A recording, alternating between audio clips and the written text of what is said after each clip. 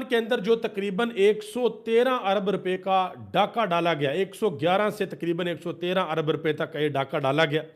ये पैसे किसकी जेब में गए हैं? पेट्रोल को यकदम इतना महंगा क्यों किया गया है, ये तफसीलात भी आपके सामने रखने के लिए जा रहा हूँ। गुजारिश करूंगा कि वीडियो को लाइक करके चैनल को ज़रूर सब्सक्राइब कर लें ताकि ये इंफॉर्मेशन का सिलसिला आप लोगों तक पहुंचता रहे। नाज़रीन इकराम, कल रात को पाकिस्तान के अंदर 55 रुपए पर लीटर तेल को महंगा किया गया और चंद दिन कबल 8 रुपए महंगा किया गया, तो टोटल ये लगाएं तो तकरीबन 63-64 रुपए पर लीटर तेल जो है वो महंगा कर दिया गया। और पाकिस्तान की तारीख में पहली मरतबा हुआ है कि इतना ज़्यादा पेट्रोल पर लीटर महंगा कर दिया गया हो। अब मैं दो तीन चीज़ें आपके सामने रखता हूं, बड़ी इंटरेस्टिंग है। ये इस वक्त जो पाकिस्तान के अंदर तेल मौजूद है, पाकिस्तान के पेट्रोल पंप्स के ऊपर इस वक्त जो तेल स्टोरेज में है, ये तेल पाकिस्तान ने 45 दिन पहले $60 फी बैरल के हिसाब से खरीदा। ठीक है जी, और उसकी प्राइस वही थी, 63 रुपए आप माइनस कर लें। उसके बाद अब पाकिस्तान के अंदर ये पेट्रोल 327 रुपए फी लीटर फरोख्त किया जा रहा है, तो 113 अरब रुपए का मुनाफा। आप सोचें कि ये किसकी जेब में गया, क्योंकि पेट्रोल आपने महंगा तो नहीं खरीदा। अवाम को तो आप पेट्रोल महंगा तब बेचें कि अगर आपने पेट्रोल पीछे से महंगा खरीदा हो। पीछे से तो पेट्रोल आपने सस्ता खरीदा हुआ है, वो तो पेट्रोल महंगा नहीं है दूर दूर तक। तो फिर अवाम को आपने ये टीका क्यों लगाया है? यानी कि जंग लगी हुई है ईरान, इसराइल, अमेरिका के दरमियान, और बैलिस्टिक मिसाइल पेट्रोल का इन्होंने मार दिया पाकिस्तान की हुकूमत ने पाकिस्तान की अवाम के ऊपर। आप ये अंदाजा लगा लें। कुछ और चीजें मैं आपके सामने रखता हूं। जिस वक्त इमरान खान की हुकूमत थी ना, उस वक्त पेट्रोल की कीमत आलमी मार्केट के अंदर थी $120 फी बैरल, और इमरान खान पाकिस्तानियों को पेट्रोल देता था 150 रुपए फी लीटर। और अब की हुकूमत को पेट्रोल मिल रहा है $80 फी बैरल। इमरान खान को मिलता था $120 फी बैरल, और आपकी हुकूमत को मिलता है $80 फी बैरल, यानी कि पेट्रोल इनको सस्ता मिल रहा है, और ये दे रहे हैं 321 रुपए का लीटर। यानी कि इमरान खान $120 का लेकर 150 रुपए का बेचता था, और ये $80 का लेकर 321 रुपए का बेच रहे हैं। और इसके ऊपर एक अच्छी खासी अमाउंट जो है वो हुकूमत के टैक्सेस की है। अब ये हुकूमत जो है वो अवाम को टैक्स जो है वो माफ नहीं कर रही हो। दूसरी तरफ 11-11 अरब रुपए के तैयारी खरीदे जा रहे हैं। फिर उन तैयारों को चलाने के लिए बाकायदा तौर पर 35-35 हज़ार डॉलर के ऊपर पायलट्स को हायर किया जा रहा है। फिर यह भी हमें पता चल रहा है कि भाई उन तैयारों को चलाने का भी करोड़ों रुपए खर्च है। तो पाकिस्तान की जो गरीब आवाम है, उस गरीब आवाम का तो किसी को कोई ख्याल नहीं। इस वक्त अगर आप कैलकुलेशन निकालें तो 123 रुपए फी लीटर हुकूमत अवाम से टैक्स ले रही है सिर्फ पेट्रोल के ऊपर। और पता हुकूमत ऐसा करती क्यों है? देखें, दुनिया भर की हुकूमतें जो चलती हैं ना, मुल्क जो तरक्की करते हैं ना, वो वेल्थ जनरेशन से तरक्की करते हैं। वो पैसे को जनरेट करते हैं, वो पैसा बनाते हैं, अपने मुल्क के अंदर इंडस्ट्री लगाते हैं, बाहर के मुल्क के अंदर अपने मुल्क के अंदर इन्वेस्टमेंट लेकर आते हैं, और फिर मुल्क तरक्की करते हैं। और यहाँ पर क्या होता है? यहाँ पर जहाँ पैसे कम होते हैं, बिजली महंगी कर दो, पेट्रोल महंगा कर दो। आप अंदाजा लगाएं, मट्टी का तेल भी तकरीबन 125 से 130 रुपए फी लीटर महंगा कर दिया गया। और मट्टी का तेल आपको बहुत अच्छे तरीके से पता है, ये ज्यादातर जो गांव और देहात के अंदर गरीब लोग हैं, जहां पर गैस नहीं है या उन्होंने चूल्हा वगैरह जलाना होता है अपनी लकड़ियों को, उसको वो उधर वो इस्तेमाल करते हैं, कुछ और चीजों के अंदर भी इस्तेमाल होता है। तो ये गरीब के साथ ये कर रहे हैं। अब एक और चीज होगी, वो मैं आपको बताता हूं, जरा गौर से सुनिएगा। पेट्रोल की कीमत बढ़ गई तकरीबन 63 रुपए पिछले एक हफ्ते में। अब पेट्रोल की कीमत बढ़ने की वजह से ट्रांसपोर्ट के किराए बढ़ेंगे, खाने पीने की जो एशियां हैं वो बढ़ेंगी, बाकी चीजें भी तकरीबन 20 से 40% तक महंगी हो जाएंगी। और कल कलां को अगर ये पेट्रोल दोबारा सस्ता होता है, जो कि नजर नहीं आता, क्योंकि हुकूमत को समझ लग जाएगी कि अगर आवाम जो है वो 63 रुपए महंगा पेट्रोल अगर डलवाने की आदी हो गई है, तो इनको पीछे रिवर्स करने की क्या जरूरत पड़नी है। फिर तो करेंगे, ये कहेंगे जाने दो, उल्टा ही हफ्ते बाद, 15 दिन बाद या महीने बाद 2-4 रुपए शायद सस्ता कर दिया करें, या 2-4 रुपए और महंगा कर दिया करें, और अल्टीमेटली ये साहब उधर बराबर ही रखेंगे। और अवाम जो है उसको चीजें महंगी मिलेंगी, उसको ट्रांसपोर्ट भी महंगी मिलेगी, उसको खाने पीने की एशिया भी महंगी मिलेंगी, और उसको दूसरी चीजें जो जरूरियात जिंदगी होती हैं वो भी महंगी मिलेंगी। आप अंदाजा लगा लें कि ये पाकिस्तान के साथ किया जा रहा है। और दूसरी तरफ हुकूमत का काम है कि इस मुल्क के अंदर कोई इन्वेस्टमेंट लेकर आए, इस मुल्क के अंदर कोई काम चले, इस मुल्क के अंदर गरीबों के लिए एक रोजगार हो। उसके लिए हम क्या करते हैं? उसके लिए जाके हम ट्रंप के आगे लेट जाते हैं। हम दुनिया में ऐलान करते हैं कि ट्रंप को जो है वो हमें देना चाहिए नोबल अमन इनाम। हम दुनिया को बताते हैं कि ट्रंप जो है वो एशिया का सेवियर है। ट्रंप ने मिलियंस ऑफ लोगों की जो है वो जान बचाई है। ये हम दुनिया को जाके चूरन बेचने की कोशिश करते हैं। और अब ट्रंप ने जो ईरान के साथ किया है और जो पूरे मशरक़ वस्ता के अंदर हो रहा है, वो अब लोगों को समझ लग गई है कि ट्रंप जो है वो कितना अमन पसंद इंसान है। एक तरफ ये नारे लगाता था कि जी मैंने जो है वो जंगें रखवा दी हैं, और दूसरी तरफ जो कर रहा है वो भी दुनिया ने अब बाकायदा तौर पर देख लिया। अब जरा आगे आ जाए, जो डोनाल्ड ट्रंप ने ऐलान किया है उस ऐलान के बारे में मैं आपको बता दूं, बल्कि एक और बड़ी इंटरेस्टिंग खबर है, वो भी जरा आप सुनते जाएं। मोहम्मद आसिफ साहब हैं, उन्होंने खबर दी है। वो कहते हैं जी लाहौर दाता दरबार जो मस्जिद है वहां पर इत्तिकाफ के लिए तकरीबन 2000 के करीब दरखास्तें मंजूर हुई हैं, आई हैं दरखास्तें। और इत्तिकाफ में बैठने वालों को यह कहा गया है कि आप जाएं और पुलिस से अपनी क्लियरेंस करवा कर आएं कि किसी किस्म का कोई सिक्योरिटी इशू तो नहीं है।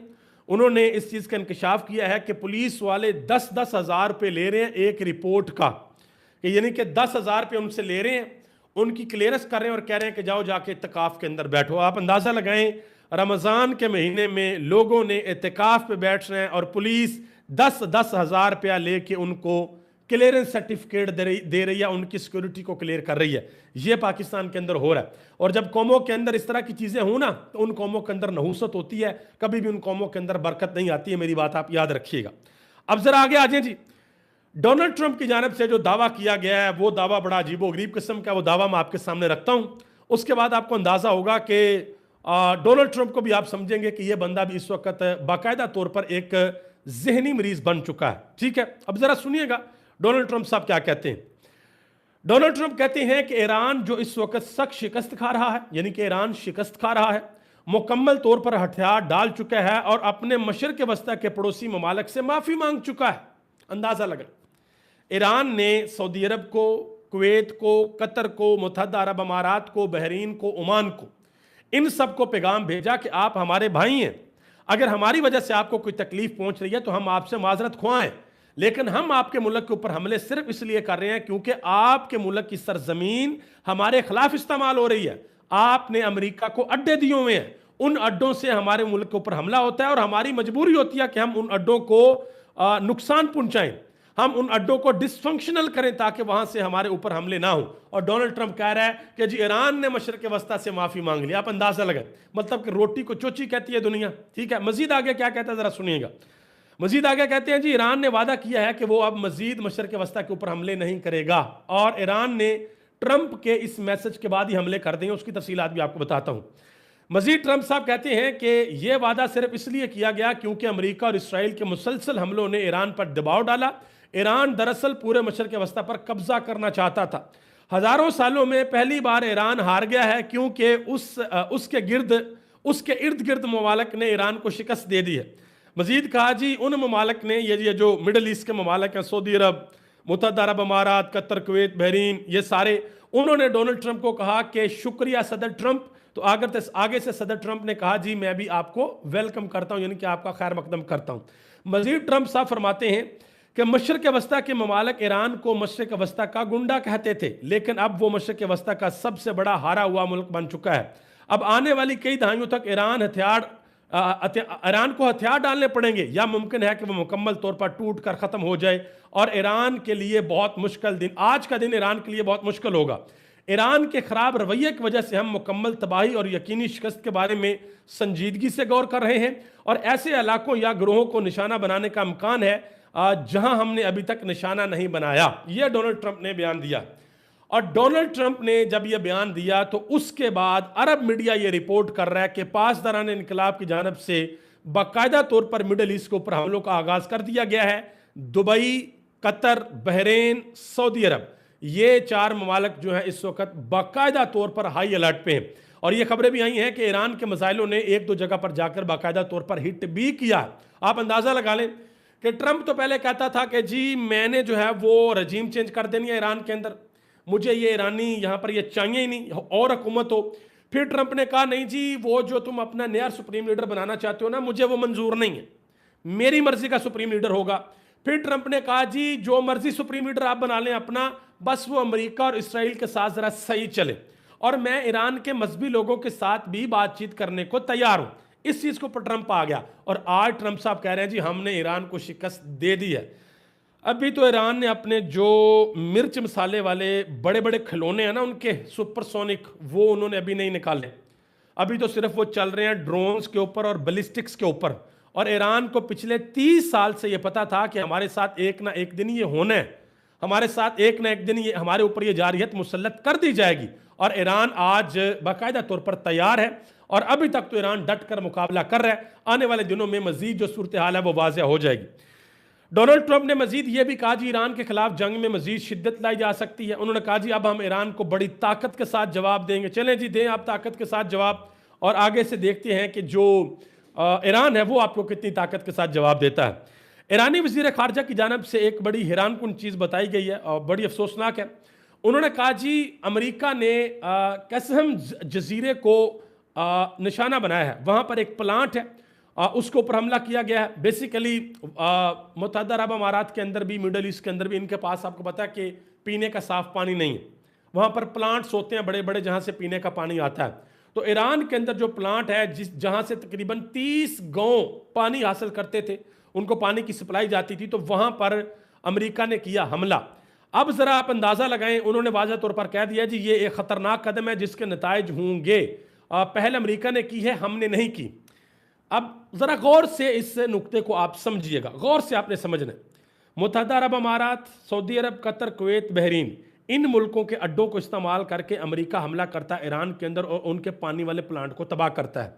अब अगर ईरान जवाब देते हुए अपने मुल्क से सऊदी अरब, मुत्तहदा अरब अमारात, कतर, कुवैत, बहरीन, इनके प्लांट्स को अगर तबाह कर दे तो फिर क्या बनेगा?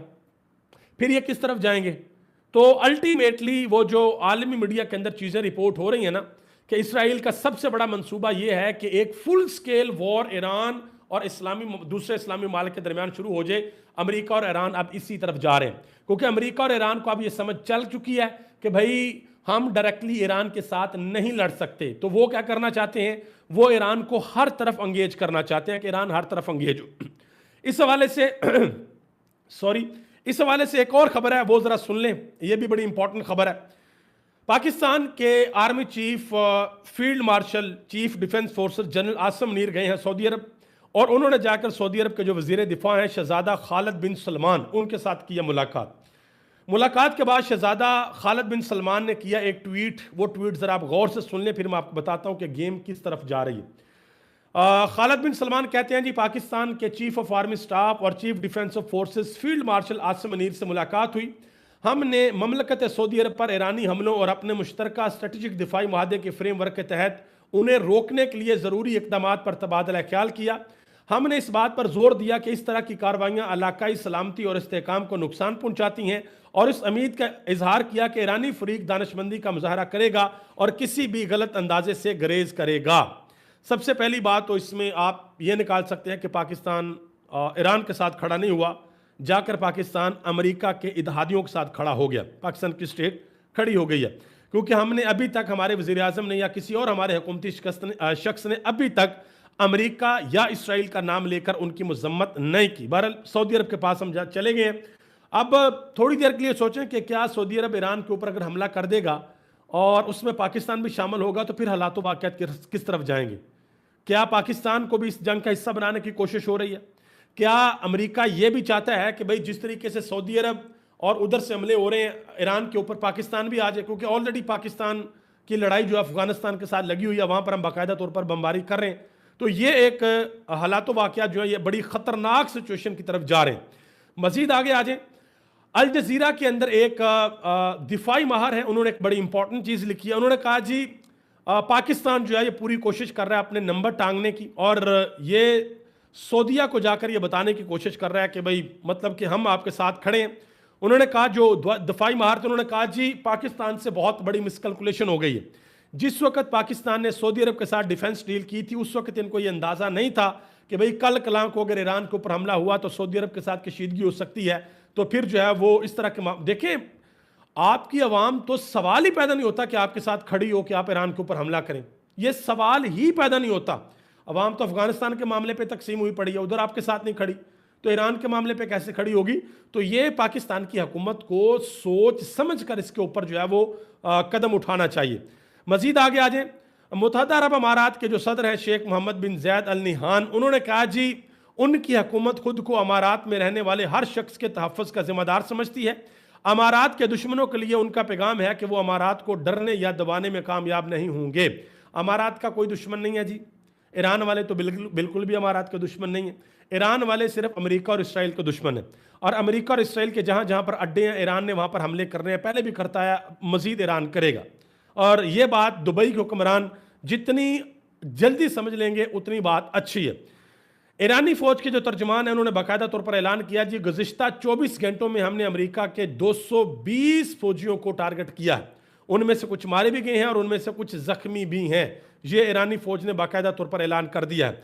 इसके अलावा ईरानी स्पीकर हैं जो उनकी कौमी असम्बली के स्पीकर जिनका नाम है मोहम्मद बाकर, उन्होंने वाज़ह तौर पर यह ऐलान किया है। उन्होंने कहा जी जब तक हमारे खित्ते में अमरीकी फौजी अड्डे हैं यानी कि अरब ममालिक के अंदर, उस वक्त तक जो अमन है वो कायम नहीं हो सकता। उन्होंने कहा जी ये हमारे शहीद इमाम की पॉलिसी है, इमाम खामेनाई की। उन्होंने कहा जी इसमें किसी किस्म की कोई तब्दीली नहीं होगी।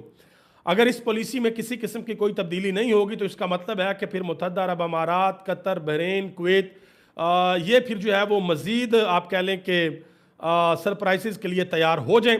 आप सबका बहुत बहुत शुक्रिया। कुछ और इंपॉर्टेंट खबरें हैं वो भी मैं आपके सामने रखने के लिए जा रहा हूँ। आप इस वक्त बहुत बड़ी तादाद में मेरे साथ मौजूद हैं। यूट्यूब के ऊपर भी हम इस वक्त लाइव हैं और जो हमारा फेसबुक का पेज है उसके ऊपर भी लाइव है। फेसबुक के ऊपर जो हमें भाई सुन रहे हैं उनका भी बहुत बहुत शुक्रिया। आप कमेंट बॉक्स में अपनी राय का इजहार कर सकते हैं। मीर संगरंग साहब वालेकुम अस्सलाम वरहमतुल्लाहि वबरकातुहू। बाकी जो मेरे भाई हैं जिसने अस्सलाम वालेकुम कहा उनको वालेकुम अस्सलाम वरहमतुल्लाहि वबरकातुहू। आप सबके जो कमेंट्स हैं जो आप अपनी राय का इजहार करते हैं वो मैं पढ़ता हूँ। आखिर में इंशाल्लाह आपके साथ गुफ्तगू भी होगी। मज़ीद अभी इंपॉर्टेंट खबरें आ रही हैं वो मैंने आपके सामने रखनी है, वो ज़रा आप गौर से सुन लें। इस वक्त एक ब्रेकिंग न्यूज़ जो है वो आपके सामने मैं रखने के लिए जा रहा हूँ। अब्बास अराक्ची जो कि ईरान के वज़ीर ख़ारजा हैं, उन्होंने वाज़ह तौर पर बता दिया। उन्होंने कहा जी ईरान की कशीदगी कम करने की कोशिश सदर ट्रंप ने ख़त्म कर दी है कि अगर इस कशीदगी को कम किया जाता तो हो सकती थी, लेकिन सदर ट्रंप ने इस कोशिश को ख़त्म कर दिया है। ईरान के दिफा के लिए किए गए किसी भी एक्शन की जिम्मेदारी अमेरिका पर होगी। डोनाल्ड ट्रंप कशीदगी चाहते हैं तो हम तैयार हैं, उनको जवाब मिलेगा। ये ईरान के वज़ीर ख़ारजा ने वाज़ह तौर पर कह दिया है। ईरान के वज़ीर ख़ारजा ने वाज़ह तौर पर यह ऐलान कह दिया है। इसके अलावा जी एक अहम तरीन और बड़ी खबर जो कि अभी मौसूल हुई है, दुबई के अंदर मरीना में वाक़या एक बड़ी इमारत है और वहाँ पर ईरान ने ड्रोन के ज़रिए एक टारगेटेड हमला किया है जिसमें मखसूस हदफ को निशाना बनाया गया है। और इब्तदा इतलात ये आई हैं कि यह एक टारगेटेड ड्रोन था जिसको ईरान की तरफ से भेजा गया और ईरान ने बाकायदा तौर पर पिन पॉइंट के ऊपर जाकर हमला किया है जहाँ पर ईरान को हमला करना था। अभी ज़रा आप दोबारा सोचें कि डोनाल्ड ट्रंप साहब ये कह रहे थे कि ईरान जो है वो शिकस्त खा गया। ईरान ने जो है वो माफ़ी मांग लिया मुत्तहदा अरब अमारात से, सऊदी अरब से, कतर से, कुवैत से, बहरीन से, ओमान से। ये ट्रंप साहब जो है वो दावा कर रहे थे। और अभी आप देख लें कि इस वक्त जो ताज़ा तरीन सूरत हाल है वो क्या चल रही है।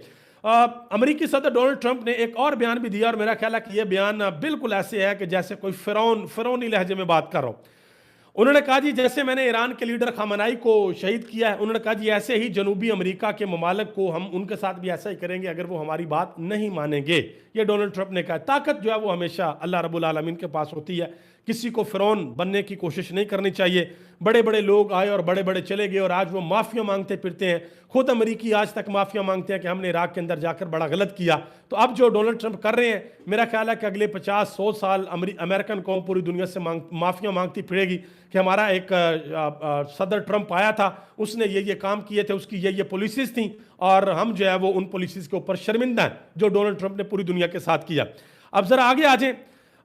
मौलाना नाकलिब ईरान से एक अहम तरीन शख्सियत है, उन्होंने वाज़ह तौर पर ऐलान किया। उन्होंने कहा जी करबला के मानने वाले कभी सरेंडर नहीं करते, चाहे उनको अपनी जान ही क्यों ना देनी पड़े। एक मरतबा फिर सुन लें। उन्होंने कहा कि करबला के मानने वाले कभी सरेंडर नहीं करते, चाहे उन्हें अपनी जान ही क्यों ना देनी पड़े। ईरान दुनिया के मुकाबले में अकेला खड़ा है।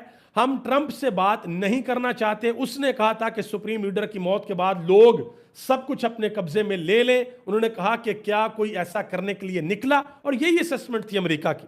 अमेरिका को यह लगता था कि जैसे ही हम ईरान के सुप्रीम लीडर को निशाना बनाएंगे, ईरान की अवाम बाहर निकलेगी और बाहर निकलकर बगावत करेगी। बहरहाल अमेरिका का ये जो एस्टिमेट है, ये अमेरिका का बहुत बुरे तरीके से जो है वो नाकाम हो गया, बहुत बुरे तरीके से नाकाम हुआ है। और अमेरिका को अब ये समझ आ गया कि भाई ये चीज़ें जो है वो काम नहीं कर रही। मजीद आगे आ जाए, ईरानी जनरल हैं मोहम्मद रजा नकदी, उन्होंने एक इंतहाई अहम दुआ की है। उन्होंने कहा जी, ये दुआ किया उन्होंने कहा जी, अल्लाह हमें ये सादत नसीब फरमाए कि हम अपना तारीखी मिशन और फ़र्ज अदा कर सकें, और ये रियासतें जो हमारे ऊपर हमलावर हैं इनको हम ख़त्म कर सकें, और खित्ते में अमरीकी अड्डों का सफाया कर सकें। ये एक ईरानी जनरल हैं जिन्होंने टीवी के ऊपर बैठकर बाकायदा तौर पर ये दुआ मांगी है। अब जरा आगे आ जाए, CIA के एक तज्जियाकार है जिनका नाम है लैरी जॉनसन। उन्होंने एक बड़ी अहम बात की है एक वीडियो में। उन्होंने कहा जी, अमेरिकी अवाम से जंग की पेशरफ्त के बारे में बाकायदा तौर पर झूठ बोला जा रहा है, फ्रॉड किया जा रहा है जी, हमें बड़ी कामयाबी मिल गई है, हम जो है वो बड़े ज़बरदस्त तरीके के साथ ईरान को शिकस्त दे रहे हैं। उन्होंने कहा जी, ईरान ने अमेरिका के 5 जदीद तरीन रडार जो हैं वो इस वक्त तक तबाह कर दिए हैं, जिनकी मालियत $1 बिलियन है, और इसके अलावा 3 थार्ड बैटरियां हैं जो अमेरिका की आलमी सप्लाई का तकरीबन 30% हैं। उन्होंने कहा कि ये ईरान ने इनको नुकसान पहुंचा दिया।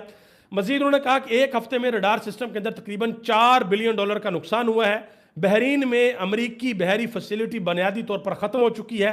अमरीकी फ़ज़ाई निज़ाम अब बड़ी हद तक अंधा हो चुका है, क्योंकि उनका जो दिमाग था जो लगा हुआ था आई थिंक कतर के अंदर या कुवैत के अंदर, उसको बाकायदा तौर पर हिट कर दिया गया। और उन्होंने एक और बड़ी इंपॉर्टेंट चीज़ बताई। उन्होंने कहा जी, पहले ईरानी मिसाइल आते थे तो 30 मिनट पहले पता चल जाता था कि ईरानी मिसाइल आ रहे हैं, और अब वो टाइम कम हो के 1 मिनट रह गया कि 1 मिनट पहले पता चलता है कि ईरानी मिसाइल आ रहे हैं। इसके अलावा उन्होंने यह भी कहा जी, ईरान को अब रूस और चीन की इस तरीके से हमायत हासिल है जो गुज़िश्ता जून में, जो पिछले साल में जून के अंदर जंग हुई थी, उन्होंने कहा जी उस जून के अंदर ईरान को चीन और रूस की उस तरीके से हमायत हासिल नहीं थी जो हमायत अब हासिल है। मजीद आगे आ जाए, एक और इंपॉर्टेंट चीज़ आपके सामने रखने के लिए जा रहा हूँ। अरब मीडिया ये चीज़ रिपोर्ट कर रहा है, वो कहते हैं जी, डोनाल्ड ट्रंप की ईरान के साथ जंग में फतह के ऐलान के बाद पासदारान इनकलाब की जानिब से खलीजी ममालिक में ताबड़तोड़ हमलों का आगाज़ कर दिया गया है। ये मैंने थोड़ी देर पहले आपको खबर दी थी। अरब मीडिया इसको कंफर्म कर रहा है कि डोनाल्ड ट्रंप के ऐलान के बाद कि जी हम ये जंग जीत गए हैं, उसके बाद पासदारान इनकलाब की जानिब से खलीजी ममालिक में ताबड़तोड़ हमलों का आगाज़ कर दिया गया, जिसमें दुबई, कतर, बहरीन और सऊदी अरब इस वक्त बाकायदा तौर पर हाई अलर्ट में है। और दुबई के अंदर तो ईरान ने बाकायदा तौर पर अपना एक ड्रोन भी हिट किया है। आगे आ जाए जी, फॉरेन पॉलिसी जरीदे की जानिब से एक इंतहाई अहम इंफॉर्मेशन दी गई है। उन्होंने कहा जी, कतर में तबाह अमरीकी ANFPS 132 को बहाल करने के लिए, वहां पर जो सिस्टम था इसको बहाल करने के लिए 5 से 8 साल लगेंगे। इतना बड़ा सिस्टम अमेरिका ने वहां पर बनाया हुआ था जिसको ईरान ने तबाह कर दिया। उन्होंने कहा जी, सिस्टम की मालियत $120 करोड़, और बहरीन में जो ANTPS 59 उसको जो ईरान की जानिब से नुकसान हुआ उसको बहाल करने में 2 साल लगेंगे। उन्होंने कहा जी, $50 से $75 मिलियन दरकार होंगे। मजीद उन्होंने कहा कि इन दफाई सिस्टम के लिए, इनकी तैयारी के लिए जो मिनरल्स चाहिए, जो धातें चाहिए, उनकी 98% जो सप्लाई है वो चीन के पास है। तो ना चीन ने इनको वो सप्लाई देनी है और ना इनके काम जो है वो सीधे होने हैं। स्पेन के जो वजीर आज़म है पेड्रो, उन्होंने एक जगह पर एक बड़ा कन्वोकेशन हॉल था जहां पर उन्होंने अपनी आवाम के साथ बातचीत की और उन्होंने तारीखी बात की। उन्होंने कहा कि कहा जाता है कि स्पेन तन्हा है। उन्होंने कहा कि जिस वक्त हमने फ़लस्तीन को तस्लीम किया था तब भी हमें यह कहा गया था कि स्पेन तन्हा है। उन्होंने कहा कि स्पेन पहल करने वाला है। स्पेन वो पहला मुल्क है जिसने जुल्म का दिफा किया। ये स्पेन के वज़ीर आज़म कह रहे हैं।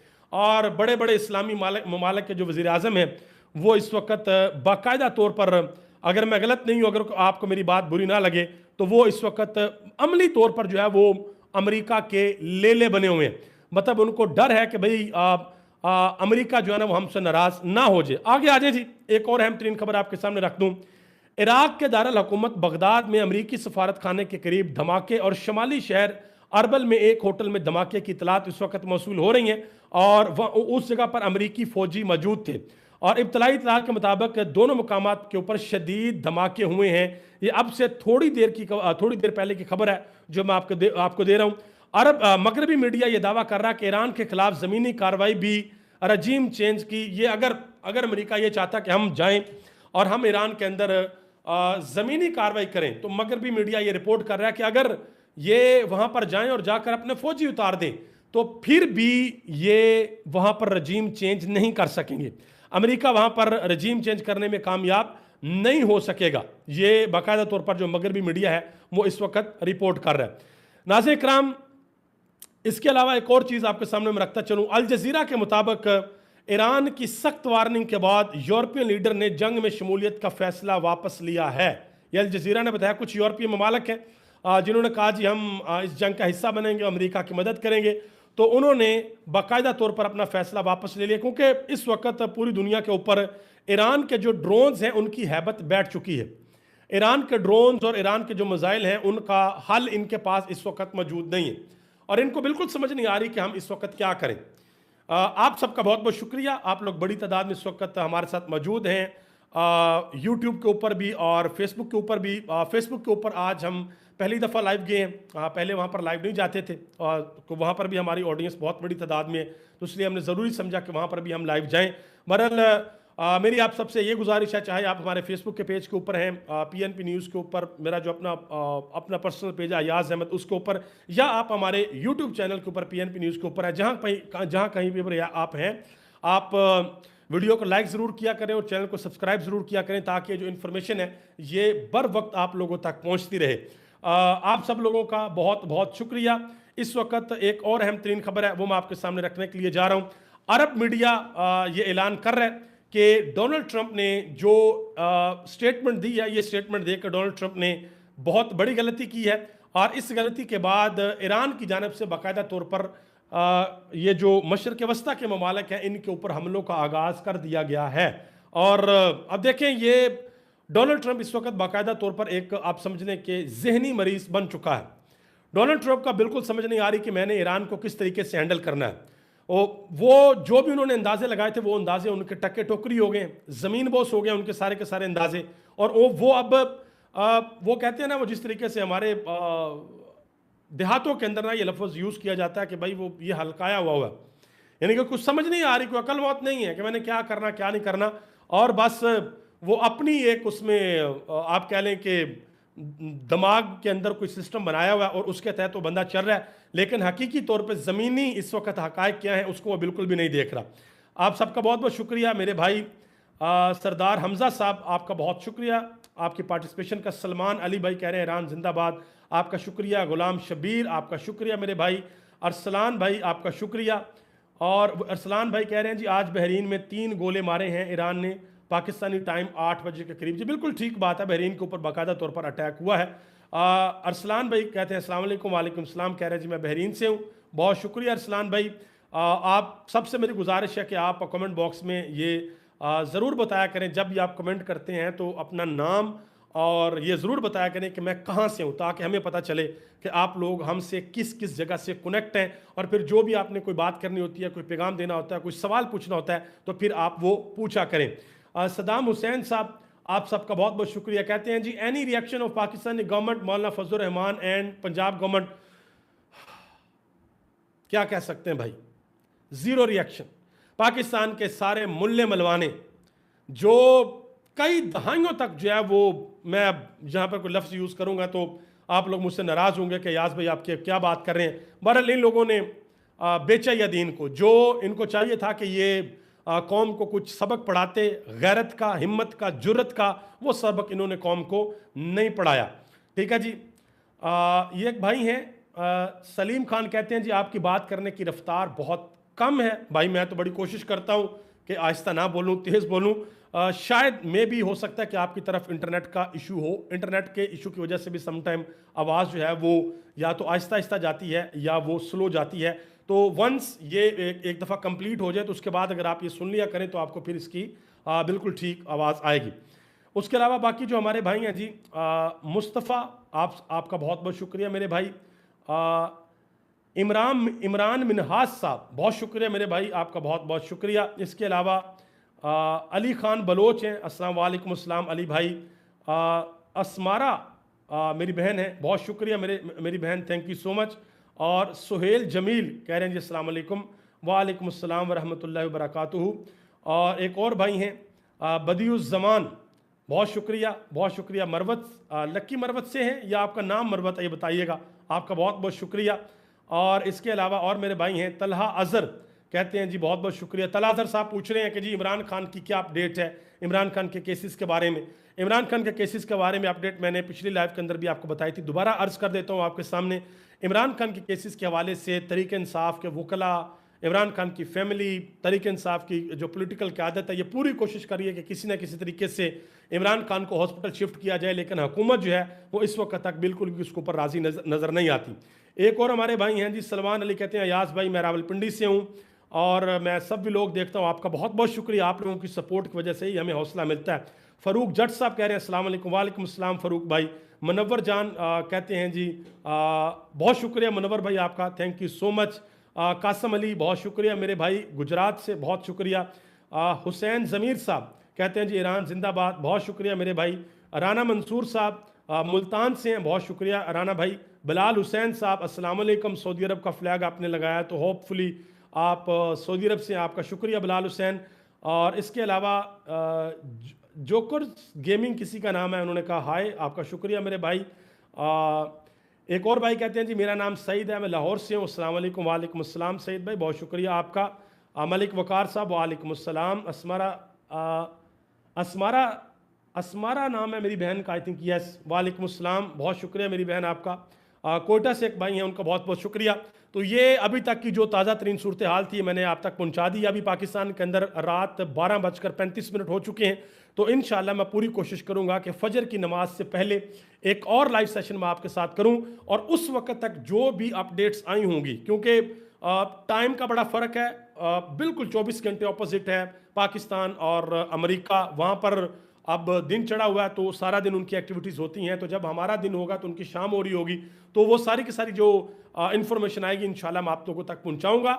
आप सबका बहुत बहुत शुक्रिया, अपना खुसूसी ख्याल रखिएगा और खुसूसी आपने दुआओं के अंदर याद रखना है ईरान के लोगों को, ईरानियों को, कि अल्लाह ताला उनको इस लड़ाई के अंदर फ़तह अता फरमाए। पाकिस्तान जिंदाबाद, पाकिस्तान की आवाम पाइंदाबाद।